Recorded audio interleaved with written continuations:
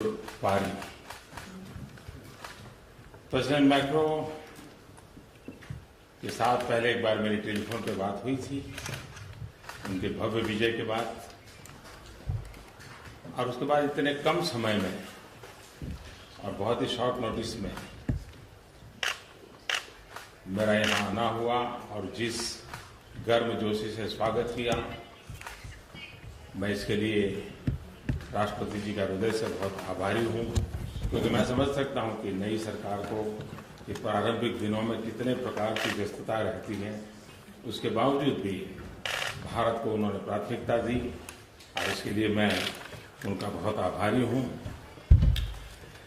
Germany का शायद ये चुनाव था और फ्रांस का शायद ये चुनाव था कि जिसके ऊपर पूरे विश्व की नजर थी, और ये सिर्फ चुनाव हार जीत का नहीं, एक नई परंपरा, नया नेतृत्व, नई ऊर्जा, नया व्यक्तित्व, हर प्रकार से सबका ध्यान था। और ऐसे समय आपका विजय हृदय से बहुत बहुत अभिनंदन के पात्र हैं। फ्रांस और भारत के द्विपक्षीय संबंध बहुत ही गहरे हैं, हर क्षेत्र में हैं। हम मिलजुल करके काम करते हैं। वैश्विक संदर्भ में भी हमारे संबंध सिर्फ हमारे दो देशों के हितों के लिए तक सीमित नहीं है।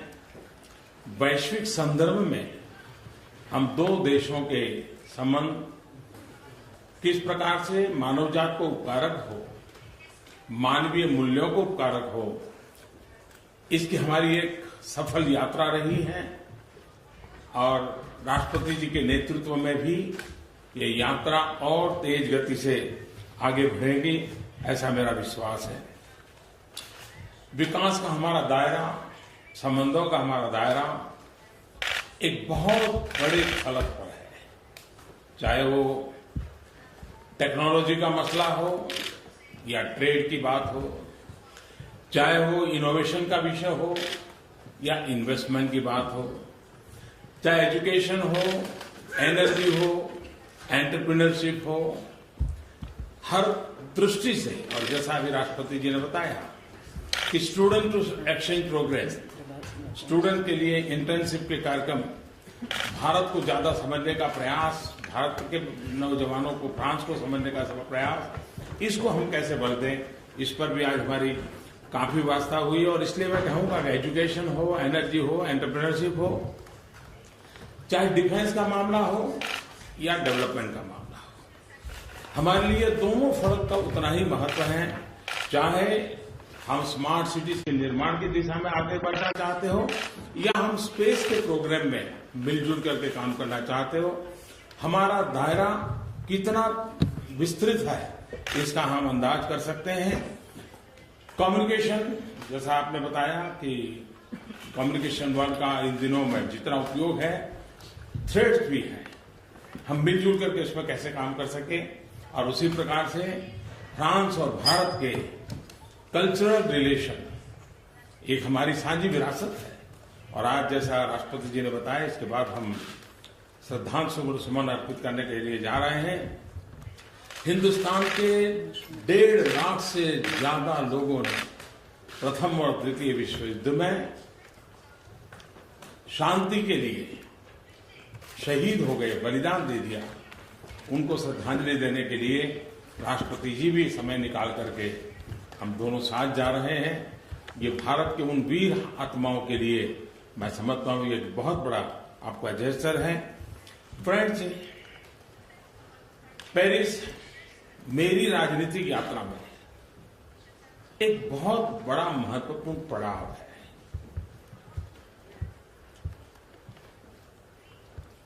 फ्रांस के साथ भारत ने और व्यक्तिगत रूप से मैंने खास करके क्लाइमेट चेंज के संदर्भ में, पेरिस एग्रीमेंट के संदर्भ में जिस तरह कंधे से कंधा मिलाकर के काम किया,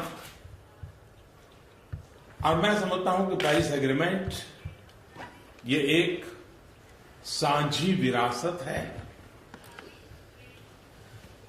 ये और विश्व की साझी विरासत है। इस पीढ़ी की ये ऐसी देन है जो भावी पीढ़ी की भी विरासत बनने के लिए एक नई आशा को जन्म देती है। यह केवल पर्यावरण सुरक्षा का मामला नहीं है, लेकिन हम सबकी मदर अर्थ को बचाने की एक साझी जिम्मेवारी है, हमारा कर्तव्य है। मेरे लिए, हम भारतवासियों के लिए प्रकृति का संरक्षण, संवर्धन, पर्यावरण की रक्षा ये आर्टिकल ऑफ फेथ है।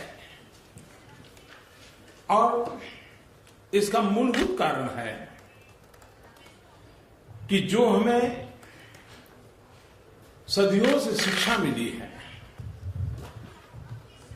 और वो हमारी वेद काल से शिक्षा है कि प्रकृति के साथ सहजीवन हमें सीखना होगा, प्रकृति के साथ संवाद, सहमति, यही अल्टीमेटली हर किसी का कल्याण करेगी।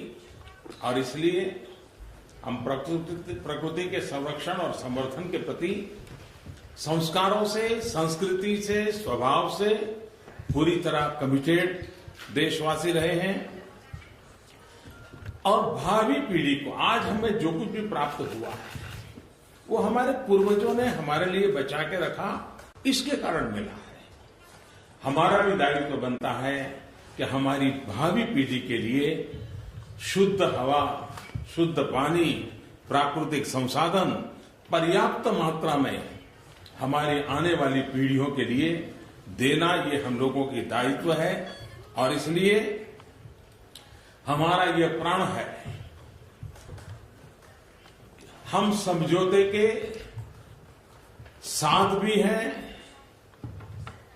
और समझौते के बाद भी हम मिलकर के चलेंगे, मिलकर के करेंगे और भावी पीढ़ी को मिलकर के कुछ न कुछ तोहफा देकर के जाएंगे, इस कमिटमेंट के साथ।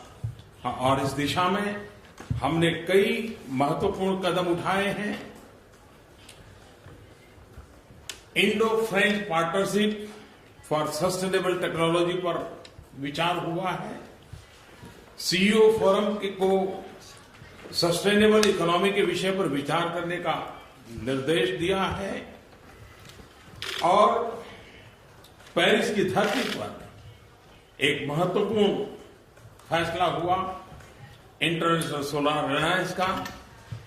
और मुझे खुशी हुई कि राष्ट्रपति जी की इंटरनेशनल सोलर अलायंस के इस उपक्रम को आगे बढ़ाने के पीछे उनका एक कमिटमेंट है। और वो स्वयं मुझे पूछ रहे थे कि बताइए हम कैसे आगे बढ़ेंगे। मैं समझता हूं कि अपने आप में इंटरनेशनल सोलर अलायंस का उज्जवल भविष्य मैं देख रहा हूं, क्योंकि फ्रांस और भारत ने मिलकर के ही इस कल्पना को जन्म दिया। और आदरणीय राष्ट्रपति जी इसको आगे बढ़ाने के लिए कृतनिश्चयी हैं और उनके नेतृत्व में इस बात को हम सफलता को प्राप्त करेंगे। मानवता के सामने दो बड़े खतरे हैं। एक की जैसे मैंने चर्चा की, क्लाइमेट, बहुत लोग उसको देख नहीं पाते हैं, इनविजिबल है कुछ लोगों के लिए। दूसरा है आतंकवाद। आतंकवाद को हम देख पाते हैं, आतंकवाद को हम अनुभव कर पाते हैं, आतंकवाद की भयानकता हम सुन पाते हैं। आतंकवाद के कारण बच्चे, बूढ़े, महिलाएं, निर्दोष लोग मौत के घाट उतार दिए जाते हैं। फ्रांस का हर बच्चा भली भांति आतंकवाद की भयानकता को समझता है, अनुभव की है। आज विश्व का बहुत सारा हिस्सा इस संकट से गुजर रहा है। आज हमने बड़े विस्तार से इस विषय की चर्चा की है कि आतंकवाद से बचने के रास्ते क्या होंगे, टेक्नोलॉजी का उसमें जिस प्रकार से इस्तेमाल हो रहा है उस पर हम सतर्कता कैसे बरतें, साथ मिलकर के कैसे काम करें, रेडिकलाइजेशन के सामने डी रेडिकलाइजेशन की मूवमेंट को हम कैसे बल दें और विश्व शांति और सद्भावना की दृष्टि से कैसे आगे बढ़े, उस दिशा में हमने चर्चा की है। भारत की हमेशा सोच रही है यूरोपियन एकता के संबंध में, यूनाइटेड यूरोपियन यूनियन, प्रगतिशील यूरोपियन यूनियन, सशक्त यूरोपियन यूनियन, इसके हम पक्षकार रहे हैं। और मैं चाहूंगा कि फ्रांस की ऊर्जावान, विजनरी, यंग नेतृत्व न सिर्फ फ्रांस को लेकिन यूरोपियन यूनियन को भी एक नई ताकत देने के लिए अपना योगदान जरूर देगा। एक सफल यूरोपियन यूनियन, ताकतवर यूरोपियन यूनियन, प्रगतिशील यूरोपियन यूनियन जो वैश्विक संतुलन के अंदर एक बहुत बड़ी भूमिका अदा कर सकता है। मुझे आशा है कि उस दिशा में फ्रांस सफलतापूर्वक अपनी भूमिका निभाएगा। मेरे लिए खुशी की बात है कि राष्ट्रपति जी ने भारत आने के मेरे निमंत्रण को स्वीकार किया है। हम उनके स्वागत के लिए बहुत उत्सुक हैं। मैं फिर एक बार उनका हृदय से आभार व्यक्त करता हूं, फ्रांस की जनता का आभार व्यक्त करता हूं। और मानवता के सामने जो संकट है, चाहे वो क्लाइमेट का हो, चाहे आतंकवाद का हो, हम दोनों देश मिल करके इस मानवता के काम को आगे बढ़ाएंगे। बहुत बहुत धन्यवाद।